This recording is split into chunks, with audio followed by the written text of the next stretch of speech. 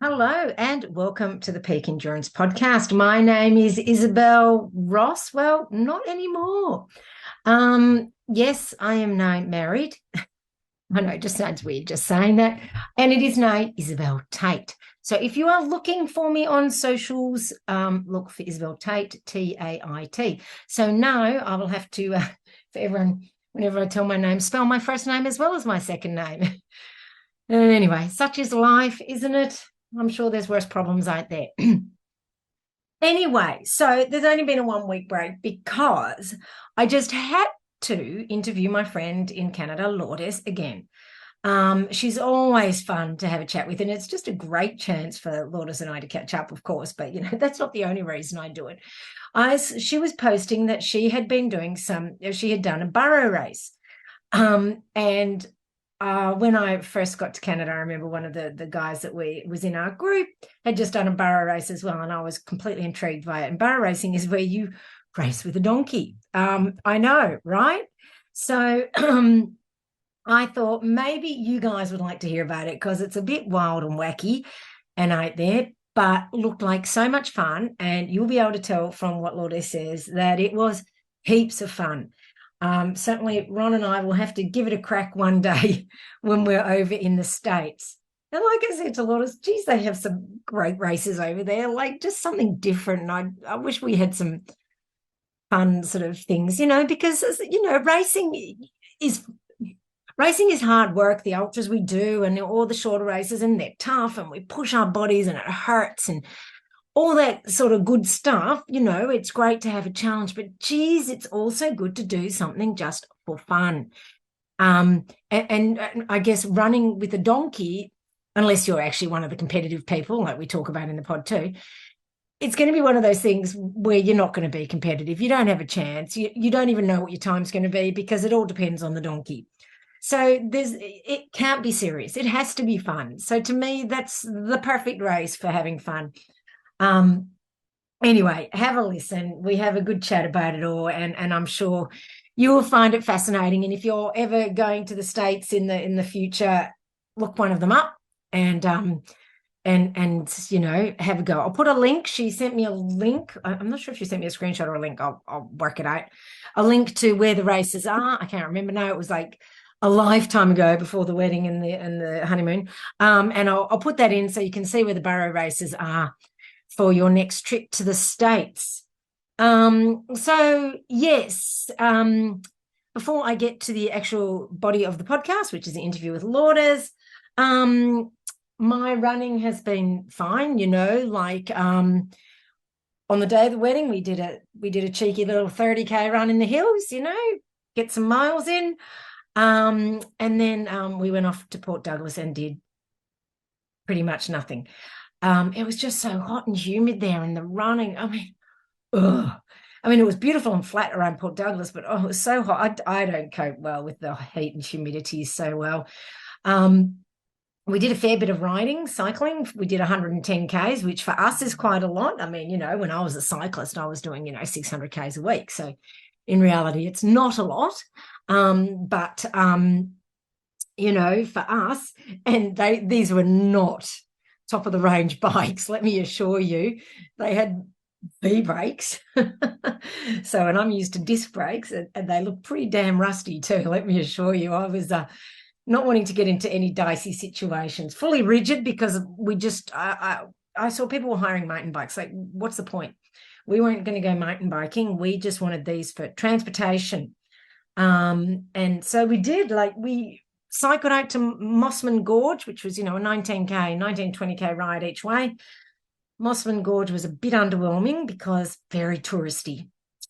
Yes, and Ron and I, and probably you, if you're a runner, well, you are because you're a runner, you wouldn't be into it either, I'm guessing, because it's just touristy, and they had this hiking trail for the people to go around, and half of it was bitumen, 2K of it wasn't, but even there, it's like it looked beautiful on the photos, and then you go there and you go, oh, it's just a tourist trap. And it was quite interesting because we came across this American couple, and the woman goes to me, where's the gorge? And I'm like, oh, I think you blinked and missed it, because in reality, compared to what you get overseas, not much of a gorge. And maybe, you know, I'm a bit spoiled and have seen some pretty amazing things overseas. So it's, yeah, I don't know. You know, DM me if I missed something, tell me, because to me it was just like whatevs. Anyway, it was one of the interesting things to see, and that Ron and I commented on was, you know, we cycled there from Port Douglas, and it was interesting to see all the people who drove there, and they're getting out of their cars and putting their hiking boots on, and then they got in. So we locked up our bikes, and they're getting in the air conditioned from their cars. They're going to the air conditioned shuttle bus to take them out to the gorge, and we're like, oh, bugger that! It's only 2 k's. I think it was. Or was it 4? I can't remember. It was 2 k's, I'm pretty sure. So we ran out there. And, you know, and then everyone gets off the air-conditioned bus and goes around this sort of man-made hiking trail. And we sort of ran around it and, you know, find it's not the main watering hole, a different one. And then we ran back and everyone hopped back in the buses, and then we, you know, then they hop back in their cars. And, you know, I just think it's interesting and just kind of awesome what our sport enables us to do, that we are not these people who spend all our times in artificial environments, who can use our bodies for transportation. Like we cycled the whole way there. And on the way there, it wasn't too bad. I mean, it's all flat, so there's no downhill to coast on. You are pedaling the whole way. But on the way, and I was like, oh, this is easy. Yeah, I'll tell you why it was easy, because on the way back, it was headwind the entire way. So, because like I was in Big Ring on the way out, and oh God, it was hard work on the way back. But, you know, that's all part of it. It's only 20k. Like that's nothing, you know. So I just find it interesting that this sport enables us to do things that other people wouldn't even consider. They all just drive there. Then they hop in their air-conditioned shuttle bus, and to them, that is 100% perfectly normal. We're the weird ones.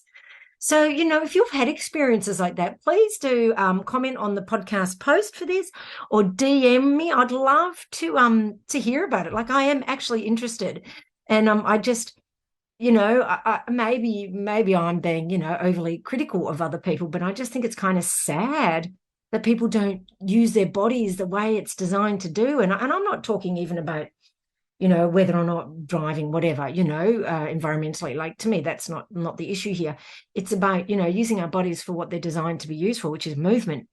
And I just think it's awesome that we are able to do this. And, you know, Ron and I, we're not backpackers in our 20s.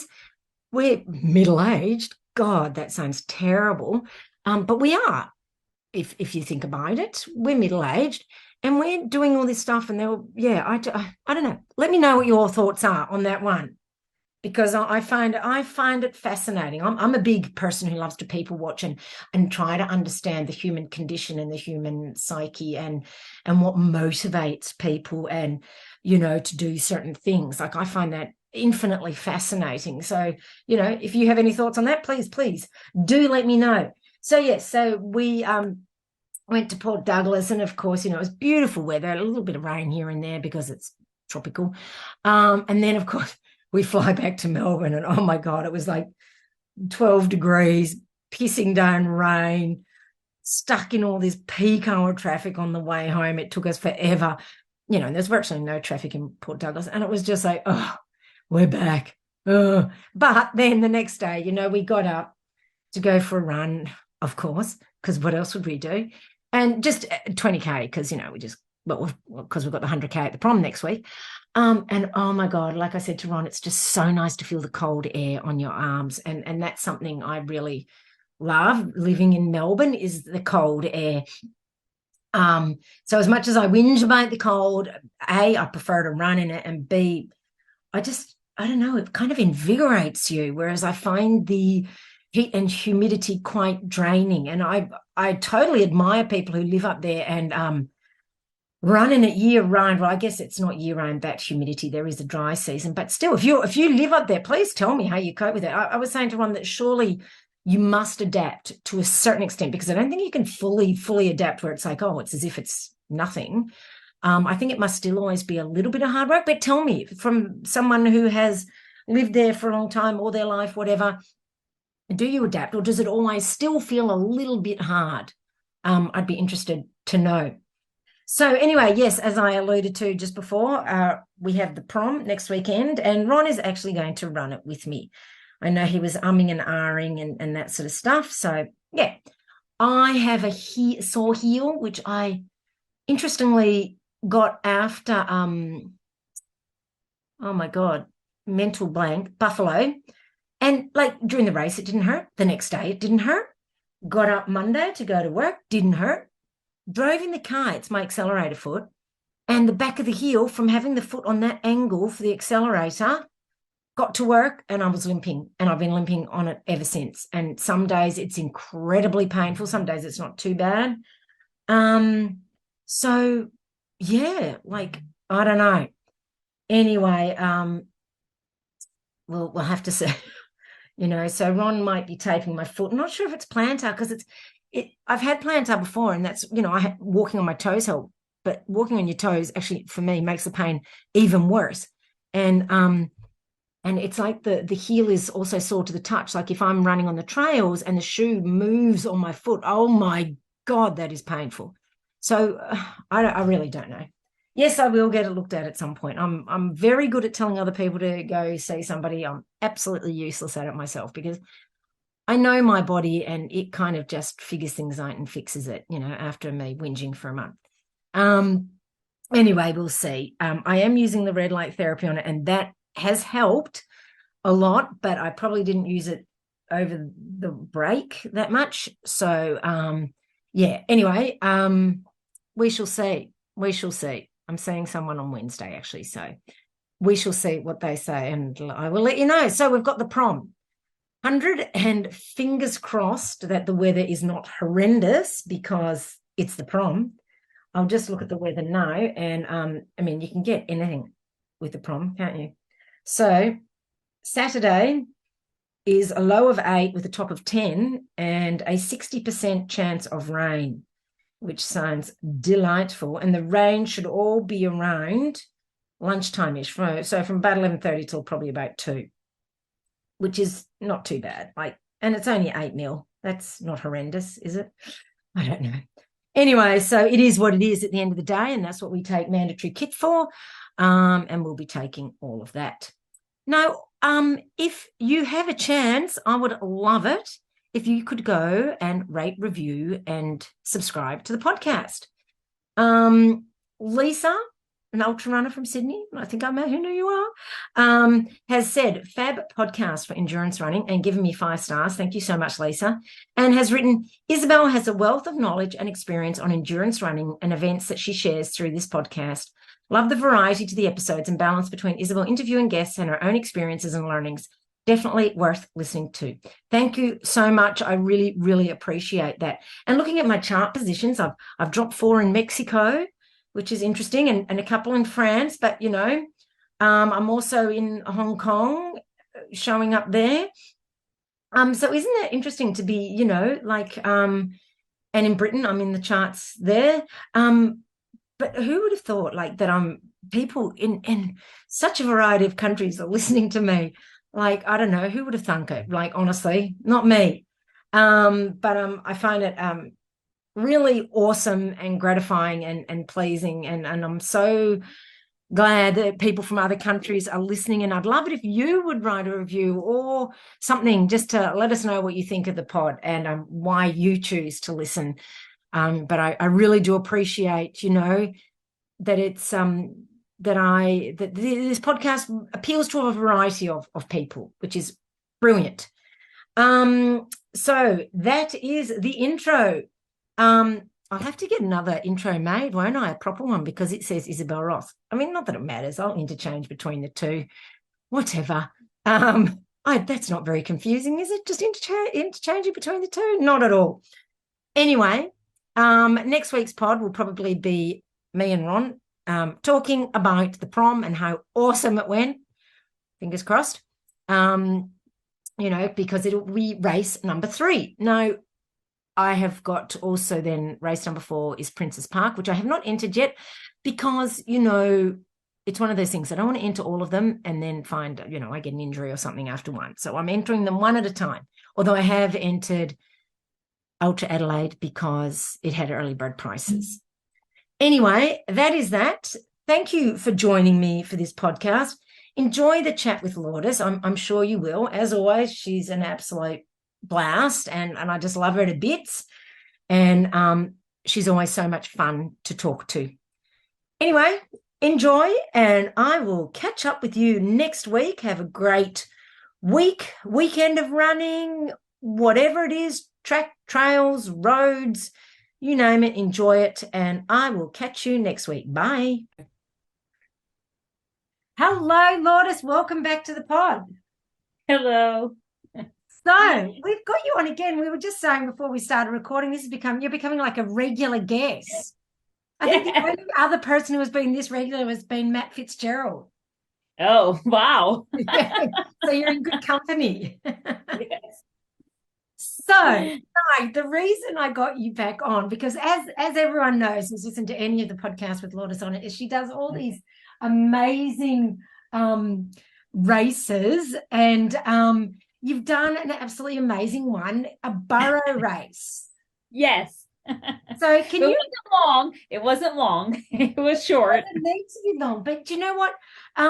Australians, probably a lot of Australians won't have heard of burro racing. I don't know how common it is in Canada, but I don't think it's very common. I mean, I heard about it about 5 years ago, but they were USA races. Because I remember when I came to Canada, Leo had just done a burro race. Yes. And I remember that, and I didn't know what burro racing was. Everyone's listening, what are they talking about? So please, Lourdes, explain, what is burro racing? Well, it's running with a burro. You run. And what's a burro for the Australians? A donkey. Thank you. And they have standard donkeys, and they have mini donkeys, and they have micro mini donkeys. The micro mini at this race didn't get very far. I would have thought normally it's easier because they're not as big and strong. No, it doesn't matter if you have a big and strong donkey or if you have a small donkey. You are going wherever and however the donkey wants to go. So basically, all right, so let's go back to the beginning. So you're right. Why are they called burros? Like, why are there donkey races? But why do you say burro racing instead of donkey racing? Burro. Oh, I think burro is just another word for donkey. I don't know. Really. So and what I've heard of a burro before. Maybe a burro is considered more of a working donkey. That's kind of what those are the ones that they use to work. Whereas regular donkeys, a lot of people have them in farms to keep coyotes away or to they help protect herds in a sense, just because they're a bit ornery. They tend to be a bit ornery, and so apparently, from what I understand, at this particular run, and I was at Run with the Burros, California, was the race that I did. It's in the desert of California, and sort of, about an hour or two from the Nevada line. So it was hot and dry, deserty conditions. And apparently last year there was a rattlesnake on course, and one of the donkeys just stampled it to death. Oh, really? Yeah, they're pretty, yeah. Wow. Yeah, I got a little bit of a kick. I have a little souvenir. Oh, wow. Side. And so, at one point, go ahead. So basically, you're leading this donkey. Well, you're attempting to lead. It's probably doing more of the leading. Right. That's right. You're running with a donkey. You've got it on a rope. Yes. It's a 10-foot to 15-foot lead is what you can use. And I put a couple knots in it just kind of to control, kind of how far I was from him. We arrived Thursday night, and on Friday we were allowed to go and see the donkeys and meet them and take them out sort of on a trial run. And I'm going to be honest, the first mile was difficult. It took us about an hour or about 40 minutes to go a mile. and just out of interest, how long is the race you were going to be doing? the race we were doing was 10 Oh my miles, and God. I was really not even joking. Like I went there thinking, okay, probably 4 hours, Yeah. with donkeys and and then after our mile out, I'm like, this is gonna take us 5 to 6 hours to do. Not I long, was like, potentially. I'm gonna need 4 bars and a sandwich and some gels. I'm gonna be out there for all day. Wow. But but then when we turned them around, because we did a little mile out and back, and when we Ah, turned them around, it was amazing how they started to trot. because they knew they were headed for home, right? Yes. Now all of a sudden we're sprinting down the road with the dog. And that's the other thing. I mean, like, obviously, donkeys, we all know they have a mind of their own, and you're probably dragging them a lot. But then when they have a mind of their own and they want to move, you're going to have to hoof it too. That's right. Because they have 4 legs, and when they want to move, they can. Yes. So it was sort of like fartlek training. Either you were walking super You slow. never know what's going to happen. Yes. Yeah. Wow. That's just when you get going, then they stop, and you're like, wait, what? and you sent me, or no, I saw on Facebook you posted a video when you went out on that practice run, and you had to cross a river crossing, and one of the donkeys went across and the other one really did not want to go. And that was my donkey. That was Jackson. And so let me preface this by saying that the donkey that we were running, I went with a friend of mine named Anna, who I had never met her in person. We had met over Zoom because we're both part of a book club that goes through Ornery Mules, which is a group out of the Midwest. And another member from that, Pat, had been doing donkey racing for a while. I, like you, only knew of Leo locally who had done them, but I had heard even before Leo did them, I had heard maybe 2 or 3 years before that, I had read an article about it. And I just thought, oh, that is so fun. Like, it's got to be like running with the dog, right? And so, push comes to shove, the years go by. Anna really, really wants to do it, and she gets in contact with Pat, and they organize a bunch of stuff, and she gets paired with a donkey from this Forever Donkeys Rescue. Those of you who are listening, Lourdes is showing her top, so check it out on YouTube. Yes, it's called Forever Home Donkey Rescue. Aww. And they're located in Arizona, and so Suzanne, who works with the donkeys, it's like a rescue, and then they travel around and they do these donkey races. So she spoke with Anna, and Anna was paired with a mini donkey named Leroy. So what is a mini donkey? So a mini is like a donkey, but it's just smaller. And has it been bred to be smaller, or is that a natural thing? I think they are bred. They're not wild donkeys. Okay. So some of the donkeys at the race, we did actually visit while we were in this town. We visited the Bureau of Land Management, where they had culled wild horses and wild donkeys from the desert. Like when we actually drove through Death Valley on the way down, and Pat said, look for the donkeys, there's wild donkeys. And I was like, what? Like, I'd never heard of them. Like, no, I don't know. I guess I always thought donkeys were something that were, just I never thought of wild. Like, you think of wild horses, I never thought of wild donkeys, but apparently, they're out there. So so this Bureau of Land Management collects them, brings them in, and then takes care of them, feeds them up, gets them all ready, maybe trains them a little bit and stuff, and then they adopt them out. Okay. So that's the way some of these donkeys, and then other of the rescue donkeys are donkeys that maybe they have, health issues, or people can't keep them anymore, or for whatever reason, they end up, it's like, a rescue area. Yeah. And so donkeys, kind of need to, because one of the things I wanted to make sure was, like, we're not abusing these donkeys. That's what I was going to ask you. Do they really want to do this? Yeah. But 100%. Like, you don't realize it until you show up race morning and you try to go get your donkey, and like 40 donkeys are all like rushing the gate. Like, they know why they're there. It's almost like when you go to one of these places, I akin it to like when you go to one of these places and you go for a horse ride, Yeah. and you're like in a tour and you're getting on the horse and you're like, oh, I'm so worried. I don't know how to use it. And the horse just goes because they know what they're doing. They know the route. They've done it 100 times. That was these donkeys were for sure. Now, again, so Leroy, Anna's donkey, and Jackson, my donkey, are bonded. So they both came to the rescue from different places, but for some reason they created this incredible bond. And so what Suzanne let Anna know was that, listen, it's your donkey's going to move much more efficiently if Jackson is out on the course with them. They like to be together. They want to be together all the time. And so then Anna reached out to me because I had shown interest, and she's like, are you really interested? Because if you are, I have a donkey for you. And I was like, 100%. Like, awesome.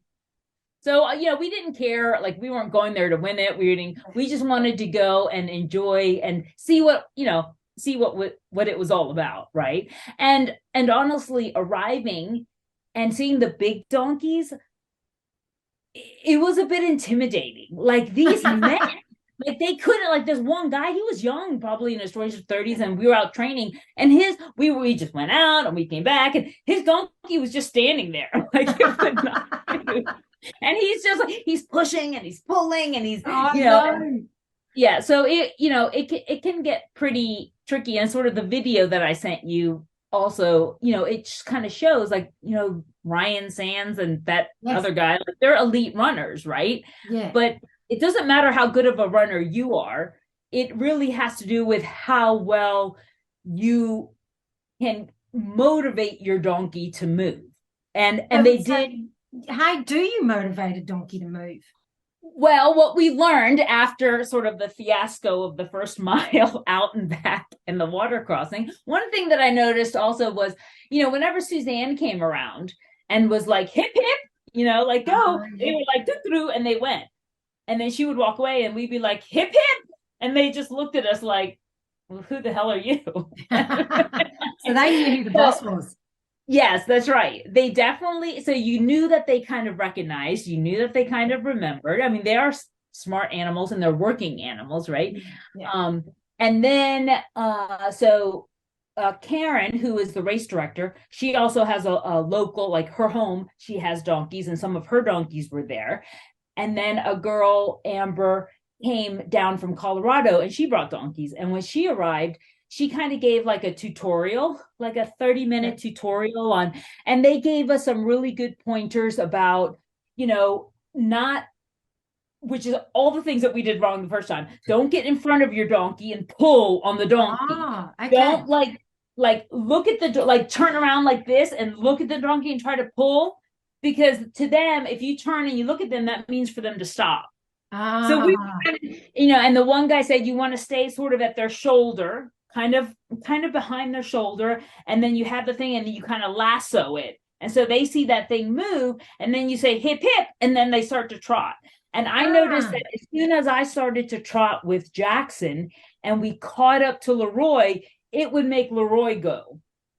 Like, you know what I mean? And then they get into the nice little trot situation. So it was kind of, it was a little bit sort of like you had to read the animals and sort of, and then as soon as there would be an uphill, or maybe about after, I don't know, 5-6 minutes, they would start slowing down, and then they would just, the problem is like when they walk, it's so slow.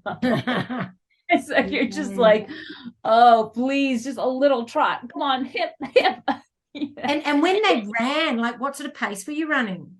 Oh, I mean, yeah, you were trotting, like, so it wasn't a sprint. Oh, no. I mean, now if I would let Leroy get kind of ahead, then we would kind of sprint up to him. But as soon as he got, and one time somehow we got a little bit ahead of Leroy on a downhill, and I mean, Jackson just stopped. And he waited until Leroy got in front of him, and then he got behind. Isn't that funny? Huh. And the funny thing about the race is that the timing chip goes on the donkey's harness. not on the runner. So if you as a runner decide to go sprinting in at the end and your donkey's way behind, it doesn't matter if you're in front of another runner because it's about where the donkey finishes. Yeah. Right. And so you like, we ended up making a group of 5 donkeys where Leroy was in the front and then me. And then there was a standard donkey and then 2 more minis behind us. I think a lot of it is because like, even though people would try to kind of shuffle and pass, then their donkeys wouldn't move. Yeah. You know what I mean? So I think the donkeys it's like they know where they're comfortable and that's where they place themselves. So how long did the 10 miles take you? Well, to my surprise, it took us 3 hours. What? 3 hours, 5 minutes. So yeah, we really like I said, again, I think the donkeys, like they know, they travel, they get there. They in the morning of the race, it was like they were different donkeys. Like as soon as we got there, we brushed them, we put their little saddles on them, and they were like at the start ready to go.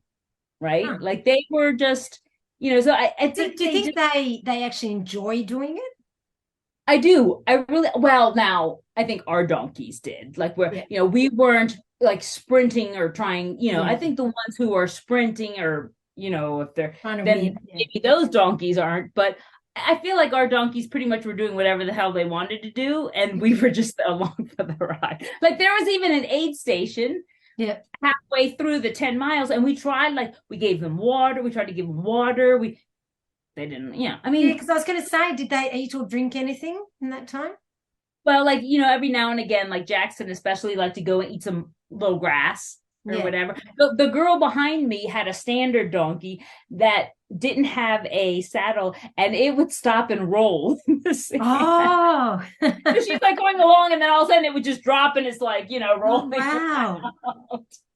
I mean, it was just ridiculous. Oh, that would have been hilarious. Oh my gosh, it's so much fun. And this was a perfect, like, I would say, like, first starter race because it's the trail wasn't technical in any way. It was kind of gravelly or sandy, kind of deserty type. And it was wide. It wasn't single track. And there wasn't any elevation because, you're in the desert. And the course maybe climbed for 2 miles on a very, very shallow pitch. And then it felt like it was just downhill for like, 6 miles, like very slight downhill. Yeah. And then there was a couple little ups and then, we were done. Wow. And then at the end, it was like, oh, like we were going so slow. I was FaceTiming my kids. I was like, look. I FaceTime my mom. Oh my God, that's cool. And that's exactly what I want. Like I wanted to go and just see what it was like. And one of my favorite things about it was that afterwards, I feel like, with these types of races are, because this is a niche community. Yes, right? I can imagine, yeah. Yeah, and a lot of these people are repeat offenders. They, we met several people. This is their 3rd year being there. Some years they run with donkey, some years they don't. A lot of people who were there for their first time not running, because you can run it without a donkey. And then they'd be like, oh, this is so cool. I'm going to get a donkey next year, And, so I think it really it sort of opens up people's minds to like how fun it can be. Right. And everybody who was there, like afterwards they stayed and they had root beer and they had, they were selling like little things like t-shirts and stuff. Yeah. The Bureau of Land Management was there and they were talking about the donkey, like the area, the donkeys and how they rehabilitate and, they tried to adopt them out. And there are people that travel there with their own donkeys. I was going to ask you that. Are there people that are highly competitive and actually train their donkeys and go with their own donkeys and all that? Yes. Oh people came from Colorado with their own donkeys. Wow. I talked to the guy who came in like first and second, and I was talking to them and they were saying how, their donkeys are from Colorado and, the heat, because I was a little surprised when they said they were 10 milers, because just looking at them, I was like, well, you could have easily done the 17 or the marathon, right? But they said that because of the heat, they wanted to run with their donkeys and they thought it was like he could tell like his donkey was already sweating by the time because they were running faster, right? Like he finished in like an hour and a half. Oh, And wow. so they were really, I mean, they that's a were pretty moving. good time for anyway, with even without the donkey. For a 10 miler. I'm not running Yeah, by myself in an hour and a half. that's what I'm thinking. Like, Like, geez. you're talking about my 10K pace, bitch. Holy So, moly. I really, so you can tell that everybody, like the people who came with their own donkeys, it looked like they had them kind of separated, like Yeah. their own. It's a lot of work. It's a lot, like, it's fun to go and be the person who just picks up the donkey and runs it and you put the donkey back. But the people who are traveling with it has to be like from all the way from Colorado. You have Yeah. to stop and you have to feed them and let them out. And people were also running with their dogs. People had dogs on a couple dogs on leash, the 10 miler, Yeah. the one that we did. That was the biggest field. The 10 miler, I think, had like 31 donkeys So that ran. you said there was a marathon. Was that a marathon with donkeys as well? It is, Wow. however, nobody this year ran it with a donkey, but they Oh, have in the past. There were marathon runners, but nobody was signed up this year. Now, I don't know that the minis could do a I marathon, can't imagine they would. right? But they, and she told us, like, they do try to match you up with a donkey. Like, they ask you, like, what is your pace? What is your goal? Like, what do you Okay. want to do? Wow. Like we were like, we don't really care. And then she's like, well, I got these two. They're kind of walker joggers. And it's true, like they would walk trot, but I felt like if you had people who really wanted to run them, they could have done more. You know what I Yeah, mean? It's yeah, kind of yeah. like with a dog, like they just kind of keep going. Yeah, Like I yeah. think we put our human emotions onto them and we think, oh, they can't do it. But Yes, that's right. I know. yeah, like I think Because there was a I'm donkey thinking, out there that what? was like 30 years old. And he Hey, was what was doing that? it. There was a donkey out there that was like 30 years old and he Oh was my fine. God. How old do Yeah. donkeys live to? I don't know, but apparently longer than I thought. Yeah, 30. Yeah. It's Well, unusual I for think that yeah. they live pretty, especially the little minis. Like now somebody said that those are all bred, They like they're wouldn't live bred. as long, I don't reckon. Yeah, I don't know. Yeah. When they're They're bred even like that, they fluffy. tend not They to. have like little fluffy donkeys that were Oh, so really? cute. They look like little yaks. I've never seen a fluffy donkey before in my life. No. One of them, even, I think his hair was so long they had cut it. He looked like he Oh had my little bangs. God. It was ridiculous. Yeah, bangs. It was really fun. But like I said, one of the best parts about it were the people and people just, hanging out afterwards and Yeah. cheering everybody in. And so that was really nice that, you can tell it's a very tight knit community. You can tell that all the people that came down with the donkey, sort of like I call them the donkey suppliers, they all know each other. Yeah. Some of them stayed with others and that way their donkeys were together. And it's sort of a tight group that kind of travels around. It sounds like kind of between Arizona, Nevada, New Mexico, and Colorado. So is it kind of like a circuit of races or something? Yes, it sounds like it is. Yeah. Again, I really just sort of plopped myself into the situation that was already happening. Yeah, So, yeah. No, but sometimes yeah, that's so I the got best way. yeah, I just got really lucky that Pat, knew them so well and told Anna all about it and then, kind of helped because I think part of it, the hardest part is getting a donkey, securing a Oh, donkey, okay. right? So that can be a little bit more, because I guess they get sold out or whatever. Now Yeah. this is a smaller event and so I don't think that there was didn't seem like there was an issue. And from what it sounds like, this is the year that the most people who signed up actually showed up.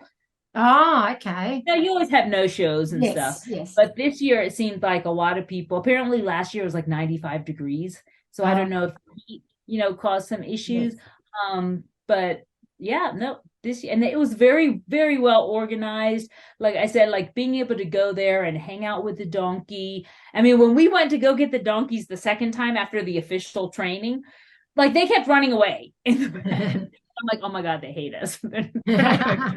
So eventually we got them with the help of Suzanne. We got them out. We did a second using the little tips, and it was way better. Yeah. And then on the way back, Suzanne had told me that they really like animal crackers and that she couldn't find any. So we went to Walmart and I bought some animal crackers and we had them in the car.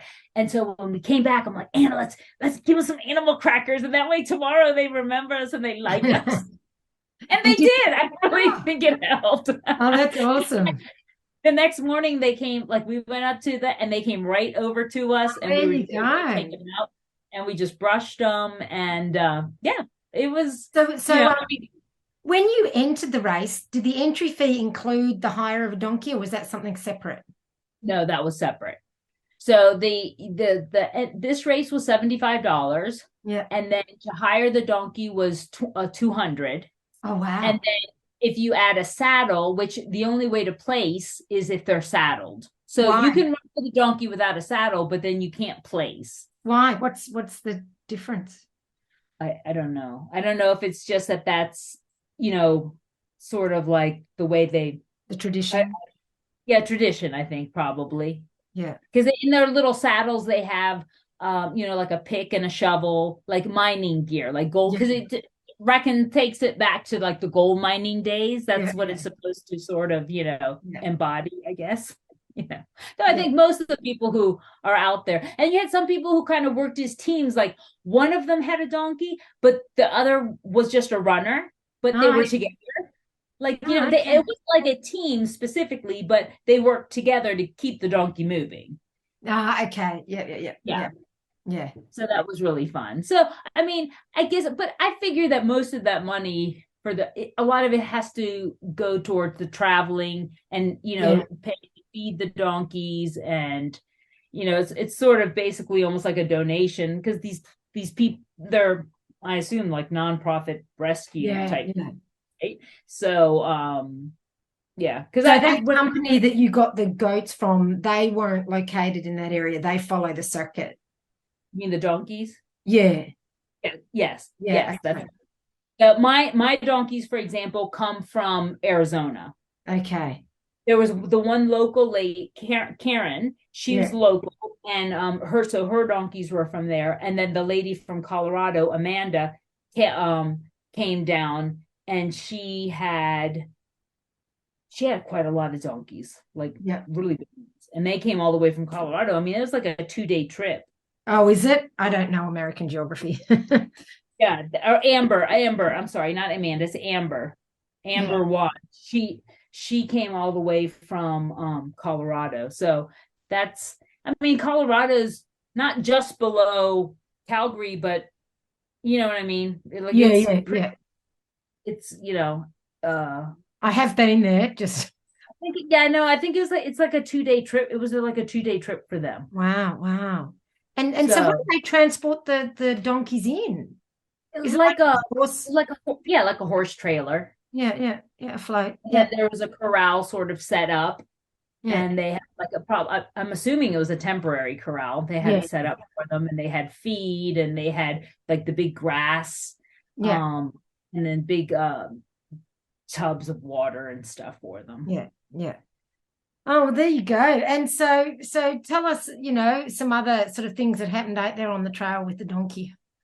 Well, I mean, I think, for us, just like we were just happy to just go and like experience it, right? There was one guy, he had a really big donkey, and he looked like a fast runner, but at one point the trail was kind of going up, and then like a 180-degree turn, and kept going up, and we were all going on the first incline, and we see this guy like sprinting, like his donkey is galloping.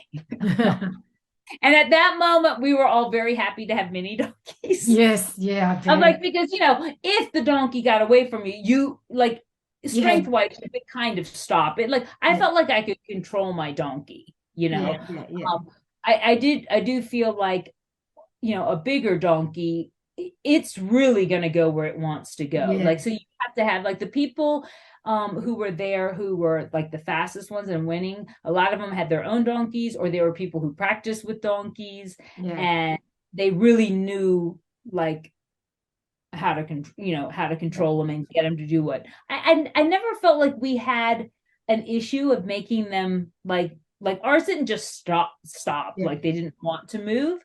Yeah. They, and if they did, then after a couple minutes, the three behind us would catch up and then they would go. Yeah. You Yeah. know, so I think we got really lucky that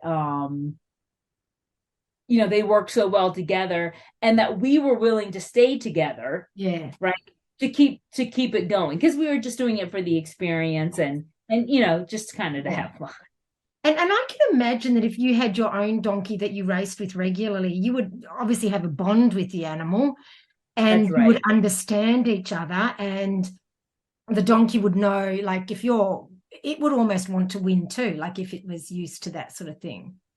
Yeah, yeah. I think that's what the guy who was talking to us, who does seem to be, really fast and really good at it. He said that the donkey that he was using and that his brother were using, he said that they know them so well, and they know if they position them a certain way, that their donkeys will push because they want to kind of like want to be in the lead. And Yes. so they'll keep pushing and pushing and pushing and pushing, right? But you also have to be able Wow. to keep up with them, Yeah, well, that's the thing, right? isn't it?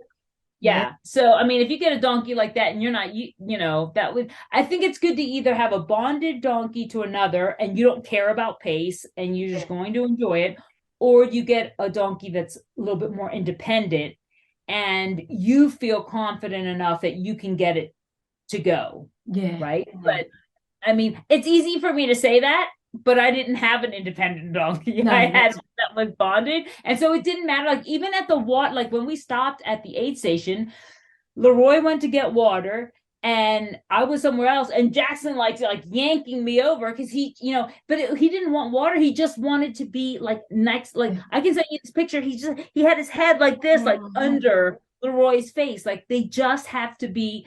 And every time you went over to the pen before or after, they were just next to each other, next to each other, next to each other. If one moved, the other one moved. They were just constantly, together. Isn't that sweet? Well, and I think for first timers, I know for myself, I don't want to speak for Anna, but it made me a lot more comfortable because I felt like the donkey knew what it was doing. I just had to kind of follow along and make sure that, he was okay. He wasn't stressed out. I watched him, my donkey, like Leroy was a bit shaggier and darker. So she worried a little bit that he would be overheating. We did start pretty early and the day only got to 70, but you could tell like by the last climb, Yeah. they were getting hot. Like we're getting hot, right? And so that they're getting hot because they got all that hair, and then they got the saddles on them. Yeah. And as soon as we finished, like they went into their pen and into the little corral, and they both went over and like they were drinking water and eating stuff. So yeah. Oh, that is just amazing. Like and you did send me a video, as we've alluded to, and I'll put the link to that in the show notes. But Ron and I were watching it last night, and we're like, oh, when we go to Colorado, because we will go to the States at some point, we're going to do that. That looks like so much fun. Yeah, you have to. Well, and I'm like, they have them in I've never gone to New Mexico, and I was like, I told my dog that's like a good reason. State. And I was like, Belle, we can go do a donkey in Mexico. So you would do it again? Oh, 100%. Oh, yeah. In fact, I've already found out that there's going to be one the weekend that I'm there for Never Summer, and I'm kind of trying to get in. But I reached out to Amber, but she said that the donkeys are already all spoken for. Wow. Like 3 different herds, and they're all spoken for. And I said, well, maybe like there's a wait list. I don't know if it'll work out or not. Wow. But I was like, I'm already in Colorado. It'd be nice to not have to make another trip. Yes, that's right. So obviously, burro racing is quite popular. Well, I don't know. Like, I don't feel like it's mainstream by any way, but I do know a couple of people who have done it. And I think most people do it like for the experience, like to be able to like, oh, I did, but it is definitely, and I can, like, if there was one around here, 100%, I'd be doing it. It's just hard when you have to travel to everything. But I mean, yes, apparently I can send you a link that has like their whole schedule, and they have like they even have like a triple crown. Oh my God. They are. Wow, it's full on. So yeah, oh yeah, it's and there's money. Like they Oh, have really? purses and stuff. And I mean, I do think there are people that go out there like to win it. I mean, that video that I sent you was Solomon sponsored, Yeah, with that's Solomon right. I athletes. know. I mean, I'm sure I sent it to my mom. She's like, somebody traveled all the way from South Africa to run the donkey race. I'm like, well, I'm pretty sure he's probably there running something Yes, else. And then this is on the side. yes. But Well, I mean, and he that's talks what I about, always say. There's something for everyone, isn't there? oh, absolutely. And what I loved was that the people who didn't necessarily have donkeys, like they're just like, jogging or even walking, just like whoop, right on past you. Like, have a good day. And they're like, and we're sitting there like, yanking on the donkeys. Come on. So I think you really, going into it just to experience it and to enjoy the day for whatever it is, now granted, we had a beautiful day. Yeah. We had beautiful donkeys. We, like beautiful people around us. We met wonderful, like it couldn't have been a better experience. Yeah. I'm sure if it was pissing rain, it would have been awful. Yeah, that's true. It's, like anything. One of my favorite things is like when you go to pet, because I kept especially because my donkey was so small, I kept thinking of him as a dog, right? Oh yeah, of course. When you go to pet them and it's like pig pen, like all this dust just flies off. Really? But they just, it's like dogs. They like to have their ears scratched and they'll come over to you and they kind of nuzzle you and they're very sweet. I mean, it's not, I haven't been around donkeys a lot. No. Like really, or it's always been something like I'm in like another country or something and they're just like penned up by the side of the road and you go and feed them a couple carrots or something like that, right? But it's not like, I'm gonna be honest, like it was a little bit easier than I expected. Easier not in the sense of that it was easy to do, but it like they weren't as hard to move along the trail as I expected them to be, especially after the first time we took them out. Yeah, that's why I was expecting it would just be an exercise and you dragging this recalcitrant donkey along. Right. And I think that can happen, especially with the more independent donkeys. Yeah. So if you don't, and that's why I think people tend to kind of gather into groups. Because if you're in a group of 3 or 4, then the donkeys just kind of go along. Yeah. Whatever's happening. You know what I mean? Every time somebody tried to splinter off and either like the donkeys just put themselves back into the same order again. Like you didn't even have to try. And then we just were like, okay, whatever. Hey, I'm Lourdes. What's your name? Yeah, I was going to say you were the ones doing what you were told. Yeah, that's right. But I'm like, I mean, everybody who's reached out, I'm just like 100%. You just have to try it because it's just fun. Like it's okay. Like not everything you do. Like I had somebody say to me, "Oh my God, you're going all the way there for 10 miles. What a waste of money." And I was like, not everything you do has to be 100 miles or has to be on the verge of killing you. Like you're allowed to have a good time. It's okay. Yeah, it is okay. And it's okay to do something and not be serious, just to do it for fun. That's right. Like I've said it a couple of times, like it's like what my heart needed. Like my heart needed to just go and have fun and enjoy it for what it was. And and to meet the people and to just appreciate that these women, have created these, wonderful, rescues and given us the opportunity to be able to have this experience. You know what I mean? To put races together so that people can do this.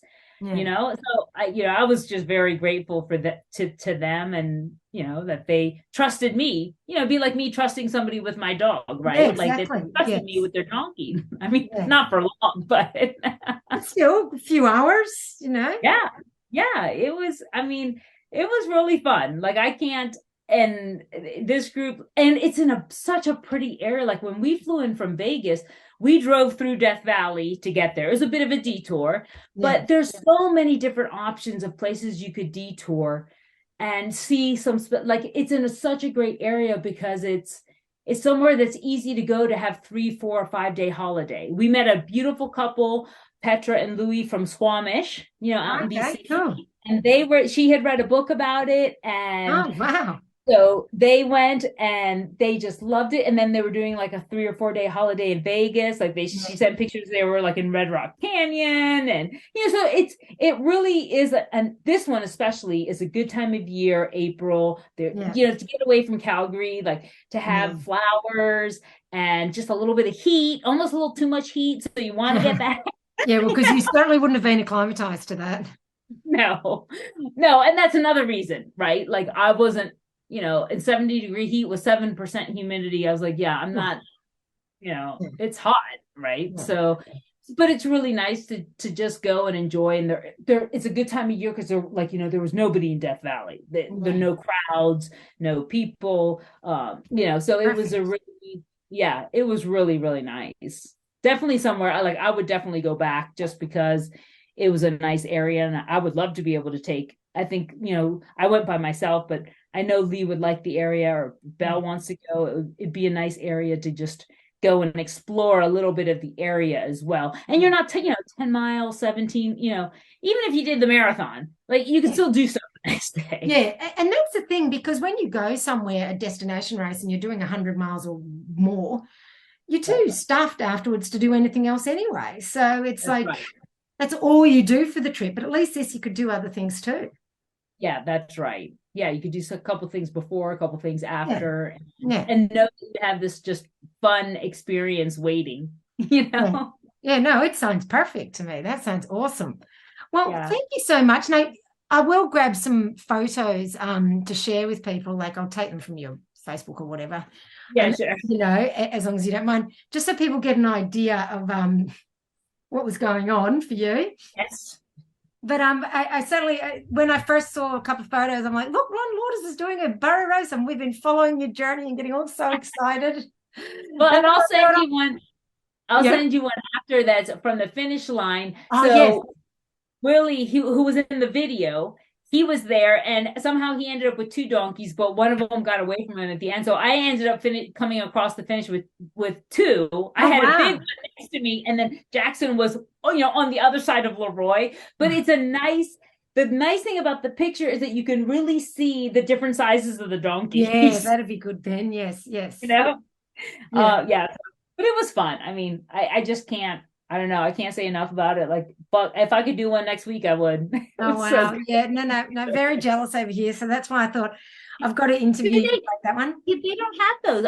I don't remember ever hearing about that in Australia. We don't really have donkeys that much here. No. So, yeah. It's not really something. Maybe in the outback, but I guess it's so hot out there. Yeah, but they have more camels, and that sort of stuff. Oh, yes. So not really donkeys. I don't know. Yeah, maybe so farms or something. Yeah, maybe. But maybe you could start one. Yeah, in my spare time. Yeah. Well. I know. How are you doing? How are you feeling after your 100K, the back-to-back? Yeah, that was hard work, especially because I hadn't really trained for it. I just kind of went, oh, bugger it, I'm going to start doing it. But but no, I'm good now. So, and my next one is in 2 weeks. Okay. Yeah. So one every month is a lot closer together when you're doing it than when you're thinking about it. I know. Tell me about it. I know. Because by the time you start resting, that's easy. Yeah. You recover from one and then you're tapering for the next one. Exactly. I know. Because my friend said, oh, you better taper for it. I'm like, if I tapered for them, I wouldn't be doing any training, So, it's like a 2-day taper. Yeah, that's right. It's like it is. It's basically I take a day's rest. It's like that's it. 2-day taper. That's enough. And then because the resting after is probably more important than the taper. Yeah, it's probably true. Just to recover. Yeah, because if I did the rest and the taper, I would have like 1 week of training a month. So So yes, I can deal with that. 1 week of training sounds good. Yeah, it does, doesn't it? I wouldn't get very fit, but But yeah, so no, that's all going well. So yes. So what's next for you? Well, I have that Never Summer. in What was that? Colorado in June. And I'm thinking about maybe putting pigtails in, which is, because I got UTMB at the end of the summer. So I'd Oh, kind yeah. of like to get a 100 miler in Yeah. before and the pigtails is a nice, Where's uh, that? it's in Washington and it's a 10-mile loop. Oh, So it's, okay. pretty easy access and pretty Yeah. easy. I don't think it's super technical or anything. It has a little bit of elevation, like I don't know, maybe 9,000 feet or so. Yeah. Not, but it's a loop, maybe undulating kind of loops. And yeah, I think it's not a big event. It doesn't have a ton of people. They offer a 200, a 150, 100, and 100K. Wow. And you're just on a 10-mile loop and you got your car. So Yeah. Yeah. there's probably an aid station in the back of the Yeah. loop. And then you got your car. And my friend Natalie has done it. And, she did the 200 there quite a few years ago. This And is she Natalie said, Baldo. yes, Yeah. yes. And she said it was great, great logistics, Yeah. really good group. And yeah, she really liked it. So it's one of Okay. those, I think you can kind of, it doesn't sell out or anything. So you could kind of Yeah. think about it at the last minute. But I'm putting that in kind of in my head, Yeah. because I just feel like I want to do something, but I don't want to But then do, if you're training for UTMB, don't you want to do hills?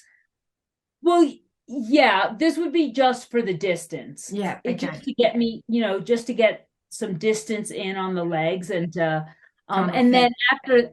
after that I would be starting to do, so that would be the end of May, and then so then have June and July to really start Oh, doing yeah. mountain stuff. Yeah. And then after Never Summer, which is, we're going to spend a week So what's in Never Summer? Colorado. Never Summer's in Colorado. And how far's that one? That one's, well, we signed up. They have a 60K and 100K, Uh-huh. and we signed up for the 60K. I'm going down there with Jen Silverthorne and Oh, yeah. Fanny, Yep. Yep. and Yep. Oh, cool. and possibly Kara. Yeah. And so what we were hoping is we're going for the week. So Uh, we're going to be doing some hike. We're hoping to hike maybe a couple of 14 or 12s or oh, 14ers. nice. So Yeah. that would be good training. And then, I mean, Never Summer it's hard. Like the 100K is a 24-hour time limit. Oh, Like wow. it's pretty Yeah. difficult. Yeah. So we just chose to do the 60K so that then we would still have legs to do kind of other stuff. Yeah. So you could enjoy some other things as well. Right. Yeah. Like Yeah. a donkey race on Sunday. Yes. Yes, you have to. Yes, indeed. I think I might, if I do end up doing that, I think I might have to convince my husband to come down and pick me up and then go to do the donkey. If there's a donkey available, if I can snag a donkey. If not, then I'll find another. Yeah. No, I mean, it just looks like so much fun. So Yeah. And then I may, like, depending on how I feel, I may throw the 60K of Iron Legs back in again. Oh, I really yes. did that last year when I did that as a training run for tour before. Before tour. So I may do that again because UTMB is the beginning, the first day of September. Yeah.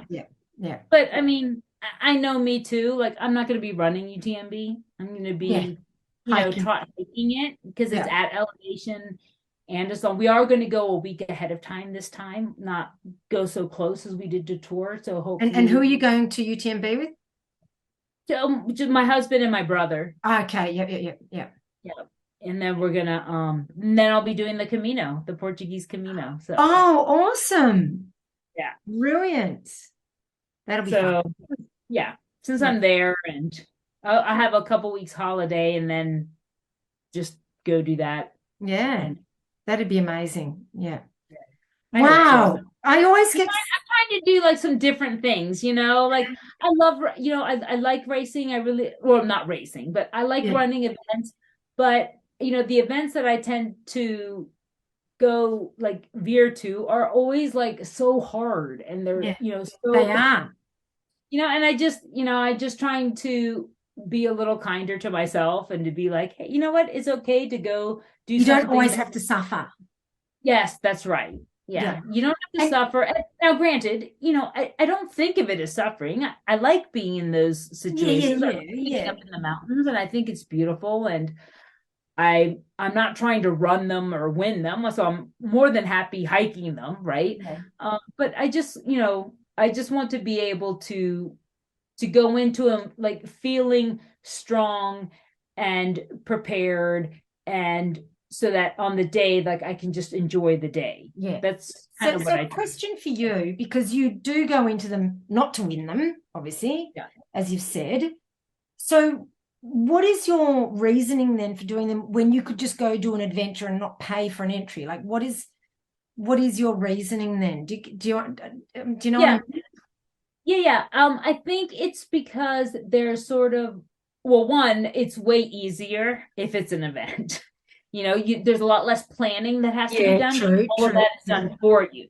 All you have to do is show up at the event, and then the next however many miles and there's aid stations and there's medical services and all that. And there's other people. It's not like you're by yourself. And I can control myself, and me showing up to something, I can't control other people. And so I've tried planning some things, and then people are like, oh yeah, that'd be great, let's do it. And then nobody shows up. Right. And so then you're out there doing it by yourself anyway, because I've already planned it. So there's that. And I do think that there's a sense of accomplishment for me in finishing an event. I don't feel like I have to win it. Now, I'm not going to lie. When other people decide to drop out and I do well and I place, I'm very happy about that. I mean, I'm not happy that they dropped out, but, No, but you were the best runner on the day. So no, but and I think it's okay to be proud of yourself because you stuck it out. That's what I mean. Yes. Right? Yeah. So 100%. Yeah. So I do, but there is a sense of accomplishment that comes from it. I think probably because so many of them are so difficult. Yes. Right. And or they're like a bucket list race or whatever that you finally get into. And, but with that comes a lot of pressure too. Because it's 7 years to get in, you finally get in. And then if the day goes sour, you're screwed. You're never going to get in again. No. Whereas if you go to something a little bit smaller, a little bit less people, if things go south, then it's still a good training run. It's still, but I think for me, really, it is the sense of accomplishment of pushing myself, whether it's speed or back to back. Sometimes I do things kind of in like, one, like you were doing, like 1 week or 2 weeks apart. And so they sort of work as training for the next big thing that's coming. Keep me also, I'm not a big, like, I don't like to necessarily go out and do 20 milers on my own all the time. And so, 5K, 25K, I'm good with that. But yeah, if it's easy to do your long runs as a race for train, like as a train. If I can, and I think we're also just sort of like my husband and I were talking about this the other day. We're just sort of in a stage of our lives where our children are independent and my parents are still in good, his parents have passed away, but my parents are still in good health and good. Like if we're going to go off and just do things, now's the time to do it. Like, you save your money for this or that, but the truth is I don't spend money on hair or nails or makeup or nice clothes or, so you choose what you spend money on. And I do think sometimes people are like, oh, well, must be really nice to just be able to go off and fly. I was like, well, I've set up my life that I, drive an old used car, but I can travel and do other things. So, you have to sort of take responsibility for the choices you make in your life. I know what I like to do. I like to travel and I like to run.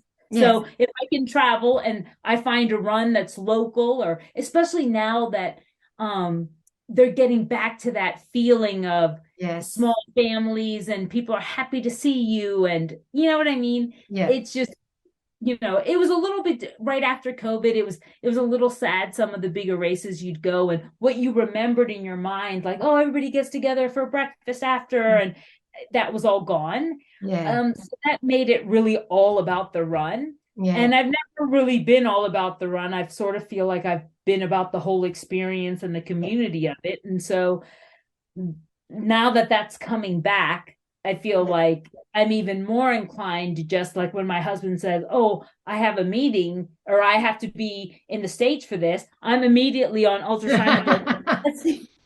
I check the calendar, the ultra calendar, and I'm like, "Oh, this run is only like an hour away and it's in a small park. Let's go with you." Then I'll fly home and you can work all week. Sounds perfect. I think you've got it very organized. Yeah. And the truth is that for him, it's good too, because if I didn't go, then he would work all weekend, right? Yeah. So he actually, and this way we get out, we see a couple museums, see a new city, go to a restaurant, whatever, hang out. And, you know, like we have to kind of live our life. I think if there's one thing COVID showed us is that you kind of have to live your life. Like you can't just save it all for, I don't believe it. I mean, like I believe in preparing for retirement, but I don't want to save all my money for retirement because anything could happen between now and then, you know, like nothing's guaranteed. And I want to enjoy life now as well. Yeah. Yeah, that's true. Yeah. And that's, I mean, you don't want to be frivolous and waste your money, but you know, if you organize yourself properly, no reason why you can't be living now as well as planning later. And I think a lot of it depends on what you consider living to be. I mean, I'm very sure there's a lot of people who would rather go to Vegas for a girls' trip and go to casinos and drink and bars than go to Vegas to leave and go run with donkeys. God knows I'd rather do what your plan than the drinking one. So I get like, I don't poo-poo other people's decisions and what they'd like to do. But at the same time, I'm not going to feel like I have to apologize for the way I live my life. You know, I think your life sounds awesome. And I think good on you, you know, and you know, I try as much as I can. I mean, admittedly, see, here in Australia, it's a bit easy for you to travel either to Europe or definitely to the States to race. Whereas here we're kind of so cut off from everything. Yeah. To go overseas for a race, it's a big bloody deal. And, you know, it's huge. Yeah. And there's just not the same variety of races here in Australia. So that even here in Canada, that's the same. Like we're just lucky that we're south enough that we can go to the States, right? But also your flights to Europe are shorter. But yeah, you've got the States so close, and you know, but you know, you make do with what you've got, you know, and those sorts of things. And that's kind of why I've done this 100K challenge, because it's like it'll push me to do different races here in Australia, ones that I've kind of ones that you wouldn't think of before. Yeah, you know, and it's making me do different things, and it's just, you know, because I'm at that stage now where I'm not looking at winning races. I'm just looking at, you know, having a bit of fun, participating, and you know, it's like, And you learn, like, whether or not you win or don't win, you learn. And to be honest, like most of my friends who were super fast, say 10, 15 years ago, who now find themselves not as fast or injured or whatever, a lot of them just stopped running. Mentally couldn't deal with the fact that they weren't still winning. That's okay, right? I mean, I think for me, somebody who was always just running because I like to run, I like the adventure of it. It doesn't mean that I don't, you know, if I see somebody right there, like I might push a little bit, right? But my last race, no joke, I literally talked somebody into staying into the race that beat me. Good for you. And that's okay. Like, but I got to have her company like the whole time, and now we're friends. So I just think I think that you just have to decide what's important for you, and then sort of live your truth, right? And enjoy it the best way you can. Yeah, no, that sounds awesome. And I think, good for you. So thank you so much for coming on the podcast once again. I always feel guilty. I hope people don't get tired of my voice. No. Your episodes always go well, so don't worry. And thank you so much for coming on, and I'll grab those photos off you later. You can send it to me and that sort of stuff. But and thank you for introducing Burro racing to all those who haven't heard of it. And, Oh, if you're over absolutely. there in America, give it a crack, and, Oh yeah, look it up. might as well. I would say plan your trip around a burro race if you There we can. go. Yes, Yeah, so 100%. yeah, it's definitely on. I mean, I'd always thought, oh, that sounds a bit odd, but no, it's definitely on the radar. So thanks for Yes. that. All right, well, thank Sure. you so much for joining us once again, Lourdes, and we will speak to you soon, no doubt, on another one of your crazy adventures. Okay. Thank you. Thanks. Bye. Bye.